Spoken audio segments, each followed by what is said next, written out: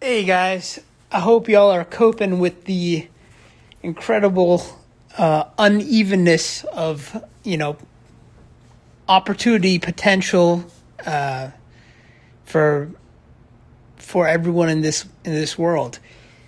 It is incredible. So there are people who do not have to try in life, and life goes really well for them, right? There's people like that. I have friends like that.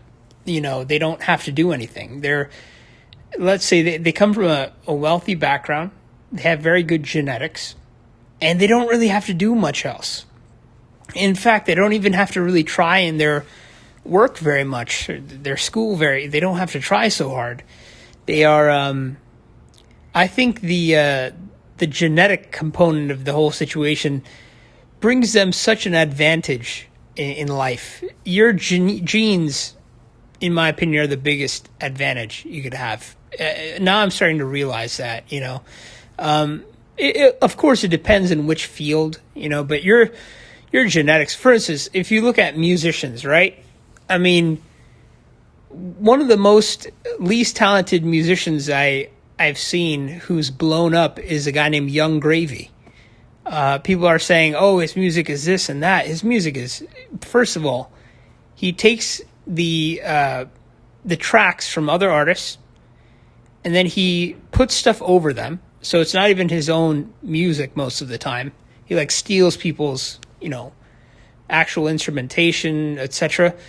And then he raps, or whatever you want to call it, mumbles over it, and he writes his own lyrics, which are not very good. Apparently, they're not exactly great lyrics at all, and he kind of mumbles over them. And then there's people who are actually talented, like Jacob Collier. He's a great musician. That guy is a very good artist, and this guy doesn't have nearly as many followers as Young Gravy. And I'm wondering, what is how did Young Gravy blow up so much? And then I look into the two people, right? Jacob Collier's a short, half Asian guy from Britain. He's half Asian, half Caucasian. He's quite scrawny. He's not a particularly attractive guy. He's not bad looking, but he's definitely not he's average, right? He has kind of a weird head shape. But anyways, he's average. Then we have Young Gravy, who is 7 foot tall, has amazing hair genetics, has a good symmetrical face, good nose, good jawline, very good eye area, and a very deep, low voice. Now, I'm thinking to myself, how did that guy blow up? And then I look into his likes, his comments, etc. Most of it is women. Women are, they are the ones that are flocking towards the guy, right? And keep in mind, he's not very talented. He's not very good at what he does. He doesn't create that great of content. He doesn't make original work. But the fact that he just kind of can blow up like that, I would say the biggest factor in him blowing up is his attractiveness to women. Now, if he didn't have that attractiveness to women, I don't think he would have the success he's having today. Millions of subscribers on YouTube. He's tons of very beautiful girls in their prime, attracted to him, and making YouTube videos about him and TikTok and all that stuff. He's blowing up in that space. And I just think it's wow, there's artists, there's musicians who dedicate their lives to the craft, and they are starving. They're struggling, to survive, and then you have this guy who's not a good artist. He's really not good, but he has the genetic qualities of someone who's very, attractive, and of course women will flock to that, and they made him explode. He became very big because women like him, because he's very physically, genetically attractive. And it's just amazing. And the thing is, people don't even realize that's why they're flocking towards him. They say, "Oh, your music is so this and that. It's so great." I'm like, are you kidding me? This music is so bad, and it's not even his music. He's copying it from other people. And there's people like calling him a talented artist and this and that. He's not, and he knows it. He's not a talented artist. And there are talented artists like Jacob Collier, who is also quite popular, but Young Gravy is exploding in popularity. Jacob Collier is staying stagnant. He's not exactly attracting so many people with his work. And I'm thinking, how different would it be if Jacob Collier was 7 foot tall and looked like Young Gravy? I think it would be a better outcome for him. But it makes me realize it's not so much what you do in that field. Like when it comes to like performing arts, like music and this and that, it's not as much what you do. It's a lot more about your people. How do I say this? People will appreciate and worship genetic quality, like high genetic quality. They will. It's just, it doesn't matter so much the person, the character that's in that genetic quality. If there is very good genetic quality, it's inherently very valuable. So naturally, it's going to accrue a ton of, unfair benefits and unfair. It's a very big asset. I would say your genetic quality is your biggest asset in this world. It can, there's this guy named Zan Perrion, and he's the king of blue pill, I guess. He's the king of, he's a dating coach. I would say he's the king of giving out a very beautiful explanation on things in order to attract customers and people who get led into his program. And then he charges a lot of money for it. And if you go on one-on-one, usually he charges you a lot of money for it. And he has his DVD series that teaches you how to be attractive to women, etc. He's saying so many things that are not true. For instance, he said today, I was watching an interview of him where he was talking about, does age matter to women? I could tell you in my experience, I'm an older guy now, and it's true that I have dated younger women at my age, and I have attracted younger women as well. But I've definitely come across a lot of situations where women are very, very caring about age. And Zan, one of his things, he says, women won't care about age unless you do. So that's his mantra.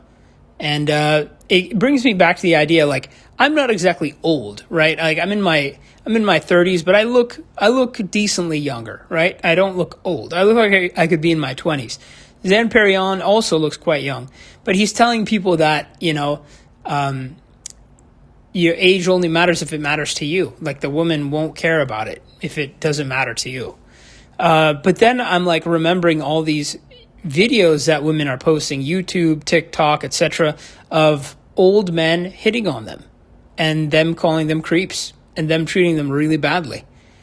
It's not true. Being old is definitely not a good thing when it comes to dating. Being old is a death sentence for both men and women. But of course, there are gold diggers, so men can rely on, having status, power, money, etc., to attract women and, retain women in a relationship where she's, look at Anna Nicole Smith's relationship. She was married to a guy who looked like you would see him on a deathbed, like he was that old, and she was very attractive. So, yeah, it's just I just been thinking about the unfairness and how huge a factor genetics are, and just the unfairness of life, how some people have it so easy and some people have to work through so much. I'm one of the guys who had to work. I'm going to be frank. I had to put in a lot of effort. I had to lose body fat. I had to, do a lot of things. I'm still not even at my potential right now, but I had to do a lot of work from where I came from. Like I came from, I was insecure, I was overweight, I was not healthy, I was miserable, I had low social status, and I had to work really hard to get to a place where I'm like, I feel good about myself, you know? And but for some people, it's incredible. Their lives are so good by default, just by default. One of the things, like I'm in an area right now that is quite classist. I don't know how to explain it. There's different classes, and I noticed the life and the behavior and the attitude of people from different races here is so different. Like for instance, there's a lot of Latinos here. There's a lot of white people here. There's a lot of black people here, and it's a quite racist area in dating because women generally always prefer white guys in this type of environment I'm in right now. Like they are uncomfortable about communicating and dating a guy who's not white. Or, you know, they could do Asian, but the guy has to look somehow like educated, like proper, you know, etc. The guy has to look like he's comes from a wealthy background. Let's put it that way. So the guy has to like kind of give that signal off. And there's guys like the Latino guys, right? They're generally, I'm just going to be honest, like a lot of the Latino guys in this area are not as genetically blessed as the white people in this area. Like the white people in this area generally look a lot, I'm just talking about this specific area. They look generally a lot better than the Latino people. And it's also the Latino women. They don't look very good here. They, like the Mexican women, they don't look very good. They look overweight. They're probably, you know, they have less income. They're quite poor in this area where I'm at. Like there's, I told you, it's very classist. So there's like a really upper class area here, middle class area here, and very lower class area here. So you have like the Latino population with people who are like, you know, just recently crossed the border, etc., who are FOB, fresh off the boat from another country, you know, and they don't speak English very well, and they're not doing well financially, and they're not looking healthy because they're not eating right. They're not even, you know, they don't even know what is healthy really to eat. They're not like aware of it. And then you see people like, you know, you see people like these kids. There's these kids that come from like, there's certain parts of this area that are very wealthy. And you see these kids who like, I can obviously tell that they come from a very wealthy background. They're very comfortable in their own skin. Like I was at the Whole Foods market, right? That's kind of a little bit more of a upscale supermarket, you know, not really. It's kind of, it's not, it's like a upper middle class supermarket. That's what I call it. But, so I'm in the Whole Foods market, and there's this guy who comes walking by.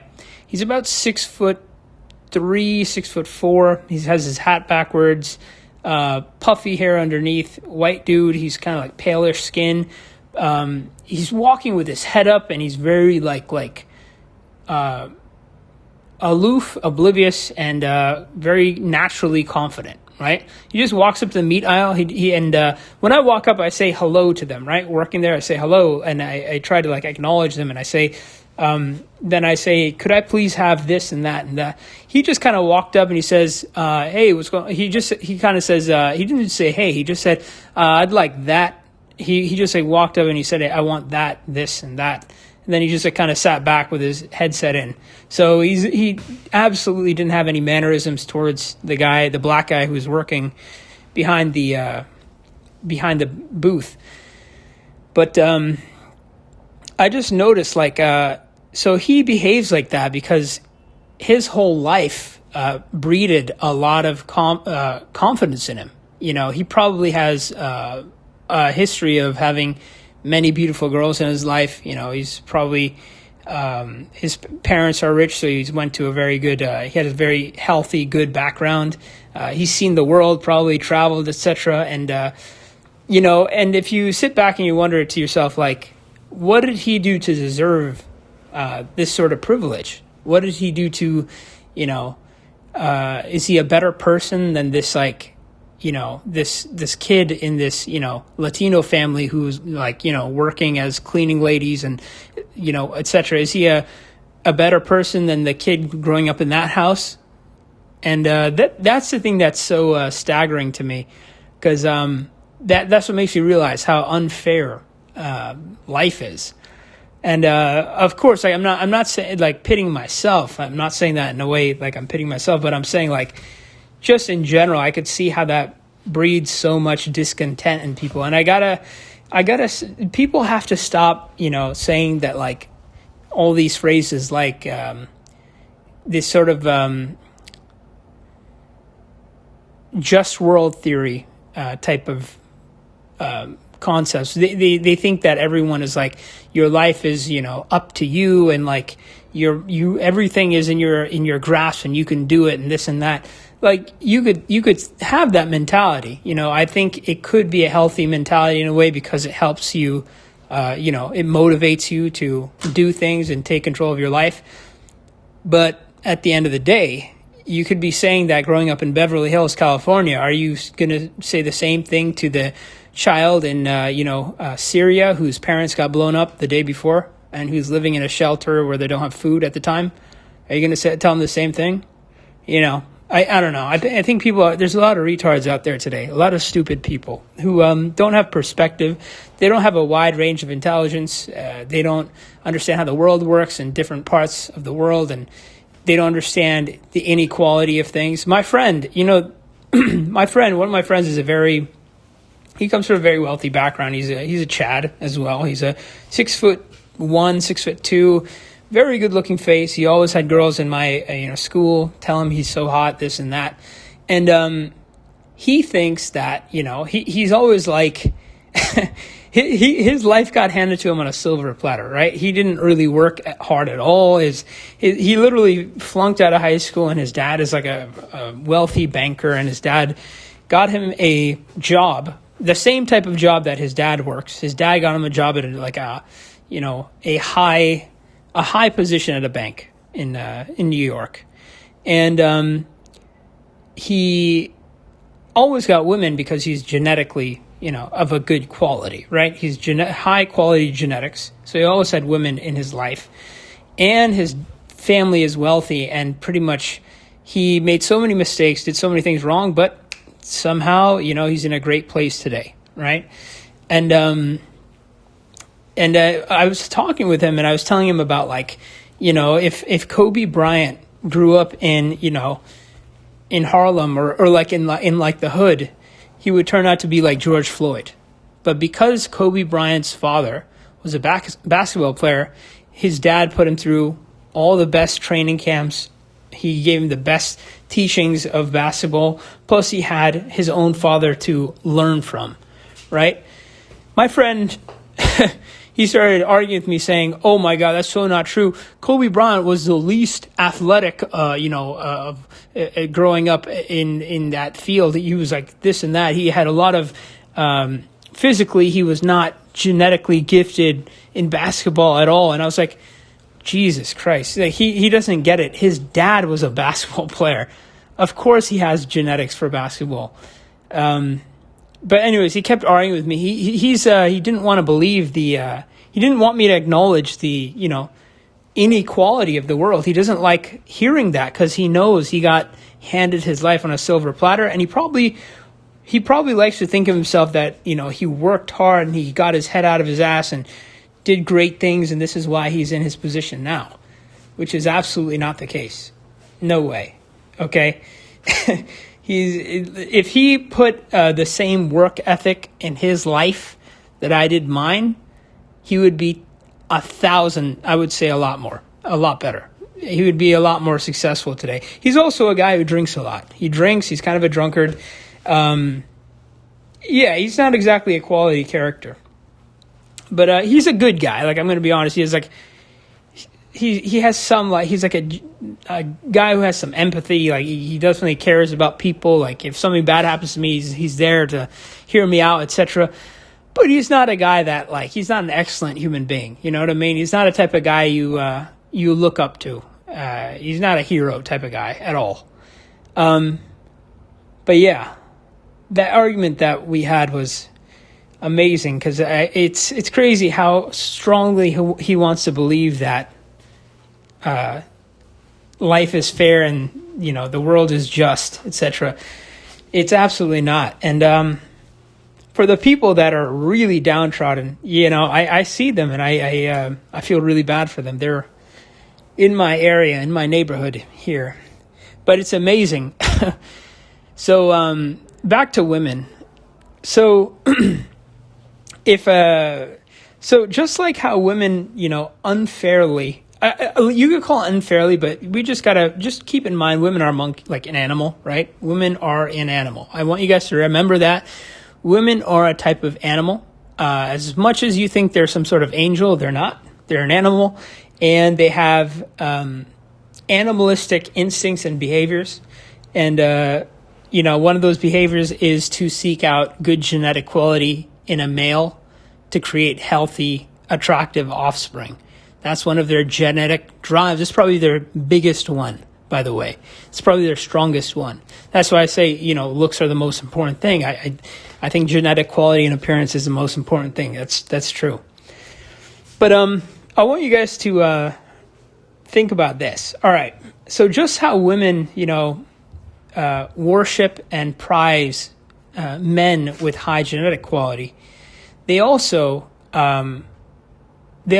treat very poorly men of lower genetic quality or lower status, right? Status can definitely be a factor in there too, but they will, I've seen this many times.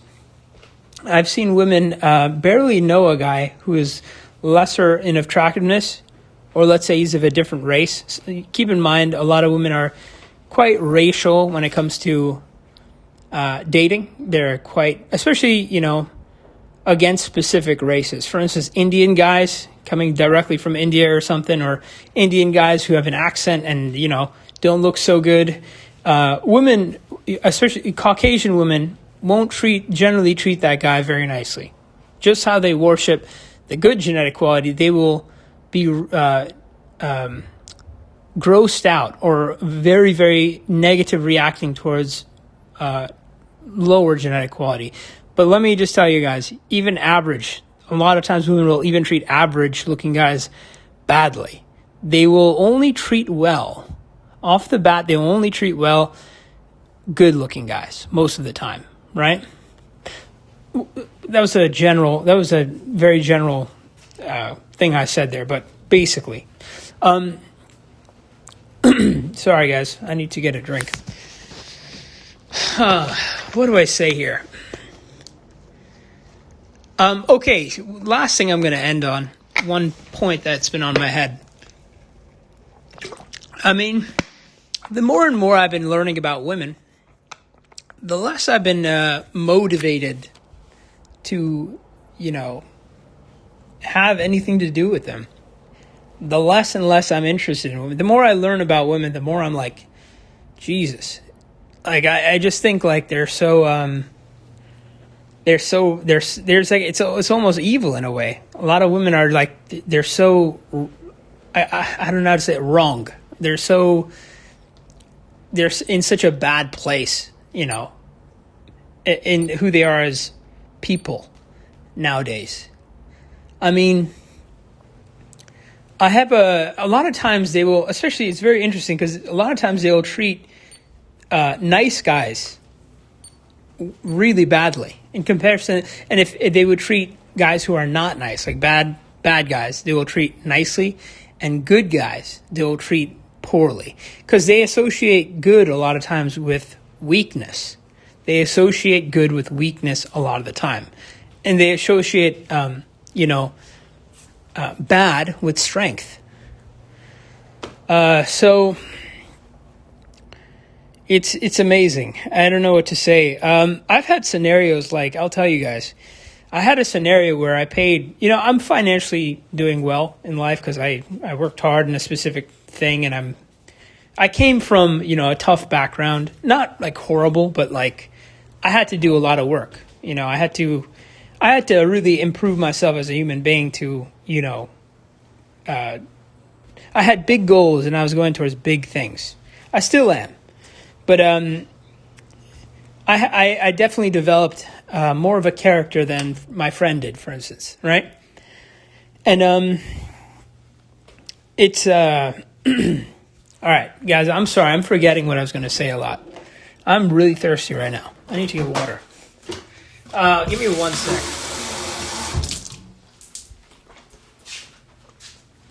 All right. I'm going to finish in a sec. So I was going to say, so noticing this type of behavior in women has completely altered my perspective on them. So there is no like romantic, dreamy pursuit anymore of a woman. There isn't that, because I seem to have all the uniqueness and, all the things that were in my imagination of that girl. I realized that those things are not really there. Those things are not real. They're in my head. The woman that I'm thinking of, I always at the end come to realize is another animal. Just like you, just like me, just another animal. Trying to have, the animal's goals are two, generally for female, it's survive and reproduce, and we want to reproduce with we want to reproduce offspring with the best genetic quality, and we want a good environment to raise our offspring. That's where money, comes into play. Those are the genetic drives of human beings, and I used to think that it's like this sort of imagination. A lot of people tend to have a lot of imagination when it comes to things involving women. They tend to, for instance, they tend to believe love is a real thing. But I'm going to ask you, the girl you loved, right? What did she look like? What was she like? What benefit did she bring to you, right? Was there some sort of mysterious, was there some sort of like enigmatic, sort of mysterious thing that drew you to her? Or was there some sort of like soulmate aspect to it? Or did you like her just because you guys got along, you formed a connection, she was attractive, she treated you nicely? So, if you think about it, okay, now think, if this girl was overweight or, fat and had warts on her face, would you still love her? Most guys will say no. So I'm saying then, is that real love? That's what I'm saying. So I think, the whole idea of love is just kind of like, I don't know. It doesn't, I'm just kind of backed out of that. I'm not. I'm viewing things more scientifically now. Anyways, I'm tired. I had a hell of a few days. I've been doing a business. I've been doing something like 90 grand in the past 3 months. So I've been quite busy, and talking to some ladies. But nothing great coming right now. I'm in a shitty spot for dating. But logistics matter so much. When I was in the city, it was much easier. Now I'm in a suburb type area, and it sucks terribly. Anyways, guys, I hope you guys are doing all right. It's a tough life right now. It's a tough world. Life, I guess, at no point was life easy for everyone, but it is really disheartening when you see how unfair things actually are, and unfair for you and extremely fair for others, or fair for you and extremely unfair to certain others. They're both difficult to see, for me at least. It's sitting on my head. I've just been noticing this Young Gravy guy, and then I look at the comments in the videos, and I'm just thinking to myself, this idiot, this guy who's obviously not a good musician at all, He's copying other people's backing tracks and putting his own shitty lyrics over it. Who doesn't even sing well. He doesn't even have good pitch, etc. This guy is going to be remembered, and he's going to win Grammys, and he's going to, have a ton of women. He's going to have groupies. And I realize, it's not his music that's doing it. It's the fact that he is attractive to women, and women are going to raise him up and worship him because of his genetic quality. It definitely doesn't make me feel good. And then I see other musicians who are like literally starving to survive, but they're so talented and so good. It really does rub me the wrong way. It really does. All right. I'm going to leave it at that. All right. Later, guys.